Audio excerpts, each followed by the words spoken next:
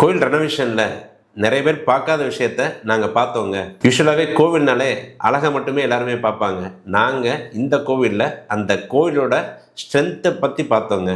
சிவகாசியில் railway station பக்கத்தில் இருக்கிற நடன விநாயகர் திருக்கோயிலுங்க. இதோட பேஸ்மெண்ட் ஹைட்டு வருஷம் கூடுனதுனால ரொம்ப குறைஞ்சிருச்சுங்க. ஸோ அதனால கோயிலுக்குள்ளே தண்ணி புகுந்து ரொம்ப இடமே ஸ்பாயில் ஆகுதுன்னு சொன்னாங்க.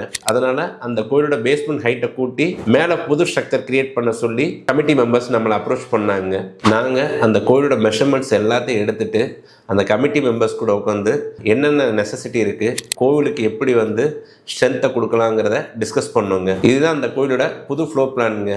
கோயிலுக்கு வர்ற பக்தர்களுக்கு கம்ஃபர்டபுளாக இருக்கணுங்கிறதுக்காண்டி பழைய கோயிலோட பிளானை கம்ப்ளீட்டாக சேஞ்ச் பண்ணோங்க. கோவிலுக்கு அழகு எந்த அளவுக்கு முக்கியமோ அதே நேரத்தில் ஸ்ட்ரென்த்து முக்கியங்கிறதுக்காண்டி ஃபுல்லாகவே granite flooring and then granite cladding பண்ணோங்க. நைட் டயத்தில் கோயிலில் பூஜைகள் நடத்துவாங்க.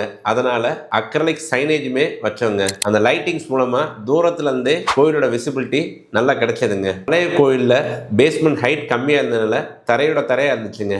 நாங்கள் அதோட ஹைட்டை இன்க்ரீஸ் பண்ணதுனால பிள்ளையாருமே பார்க்கறதுக்கு எடுப்பாக ரொம்ப அழகாக இருந்தாருங்க. கோயிலோட எலிவேஷனில் டெக்ஸ்சர் பெயிண்ட் பண்ணதுக்கு காரணம் ரெகுலராக பெயிண்ட் பண்ணுறப்போ கிராக்ஸ் விசிபிளாக இருக்கிறதுக்கு வாய்ப்புகள் இருக்குங்க.